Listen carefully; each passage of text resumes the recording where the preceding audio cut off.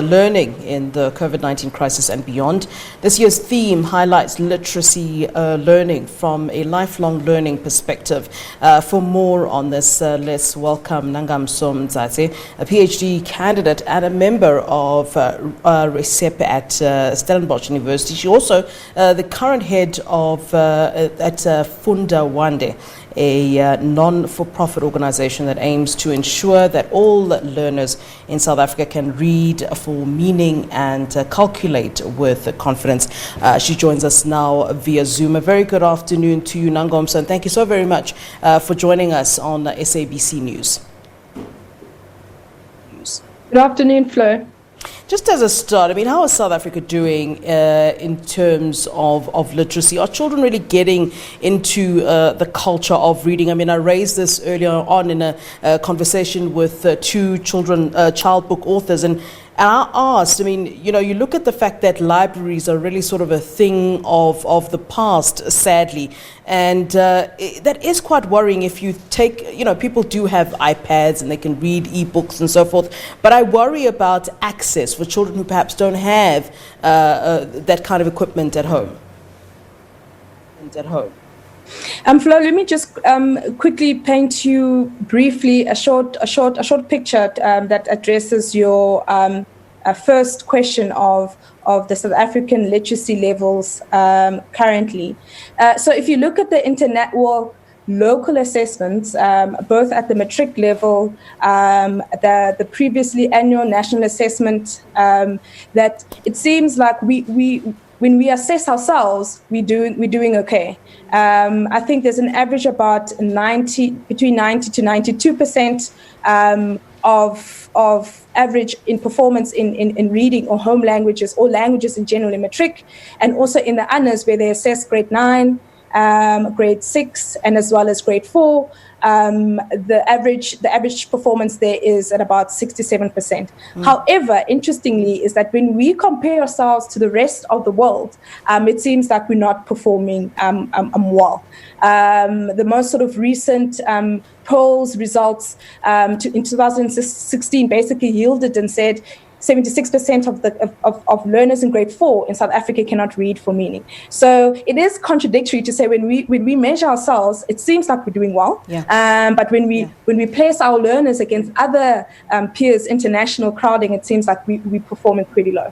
So, I mean, and I think since then we've seen a lot of movement, both from government, stakeholders, NGO, in trying to readdress this issue. And as you know, that reading is a basic foundation for any academic success. You need reading or basic math skills to be able to do even robotics, that has now become very high up in the agenda. So it is, and at least in my view, is that this is something that we need to address from earlier on, right in the beginning of schooling, instead of readdressing it at the end when learners are leaving matric. So that's just that's sort of just to provide a bigger picture there.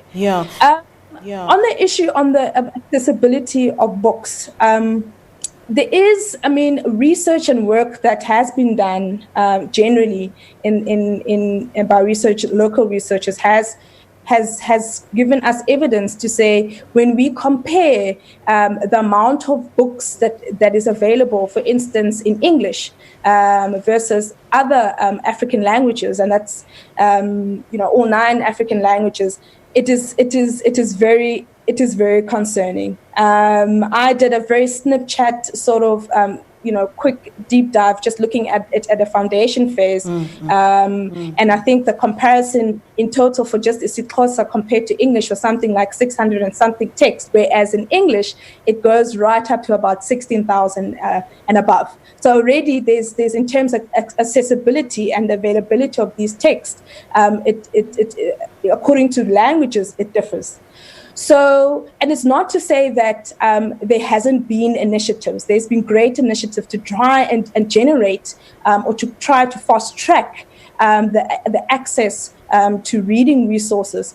And in particular, if one would consider that 75% of the kids in the foundation phase learn how to read in African languages, we're talking about a vast majority of the kids in the system.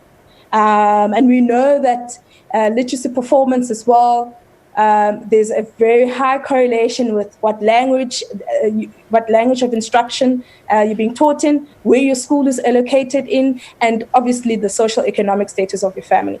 So the polls results has definitely has put literacy or reading matters in the, one of the top priorities of DBE, as well as the NDP strategic planning. Initiatives are carrying on, and I think it's a good start in trying to readdress this sort of unequal or gaps in accessing high quality. I think also very important, high quality materials. Yeah, Nangamso, what you talk about, fast tracking the process, and certainly it is important to get those books out in vernac. What are from your own sort of analysis of the situation in South Africa's landscape, and of course, this would then include political issues in the mix as well, but what are some of the stumbling blocks or obstacles really that are in the way? What I'm getting at, what's delaying really the process? I don't think there is necessarily a shortage of people who want to write books in their own languages, and certainly we have a very rich culture in very many of the African cultures, especially. So, what exactly is the problem here? So I think the first sort of obvious sort of delay in this is our historical past as a country. Generally, we know that, and that has set African languages at a huge backlog for very centuries, hundreds of years. The development and the language prestige of African languages was undermined.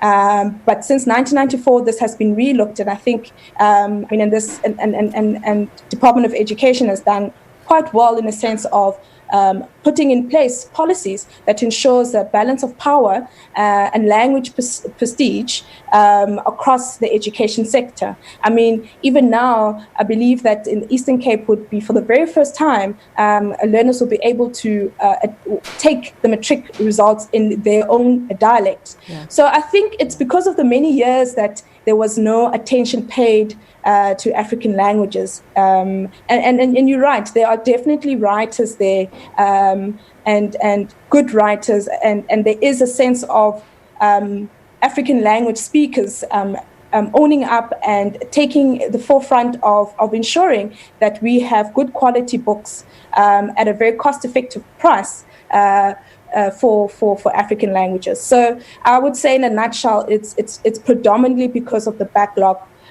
or the consequences of the apartheid. Yeah, and International Literacy Day 2020 focuses on literacy, teaching and learning in the COVID-19 crisis and beyond. And I suppose everything that we talk about now would be linked to this pandemic that we're obviously dealing with.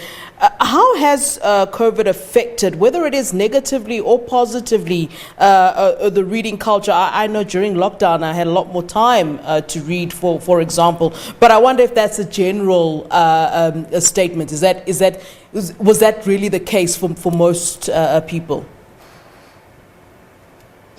I think, Flo, I would say even for myself and for the work that we do at Funda Wande, that's what we assumed. We were like, great, parents are at home, we can send out materials and we can get parents to start reading to their kids or to do some sort of structured learning, crossing fingers.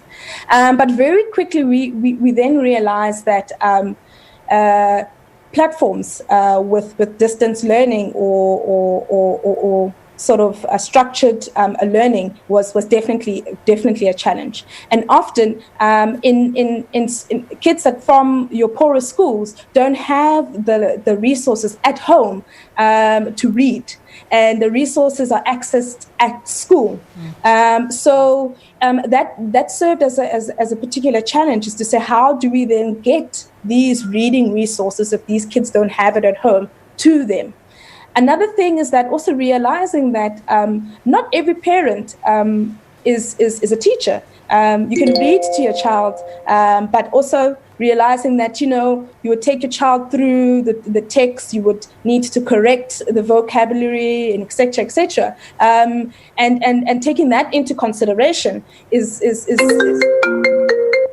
was very particularly challenging. So I think as much as COVID has provided opportunities for parents that can or would in an ordinary day would be at work, now they're at home, they can engage with text with their learners. However, yet again, the vast majority of the learners in South Africa don't have these resources. They don't have internet connectivities. Most probably the only text that they have at home is the Bible. So how do you play soccer without a soccer ball is the question I always ask myself. So in this whole literacy issue, I think COVID has also just yet again, for those that are working with schools, with learners and teachers, is that it's just shown us some of the cracks in our system. All right. Thank you so very much. Interesting conversation indeed.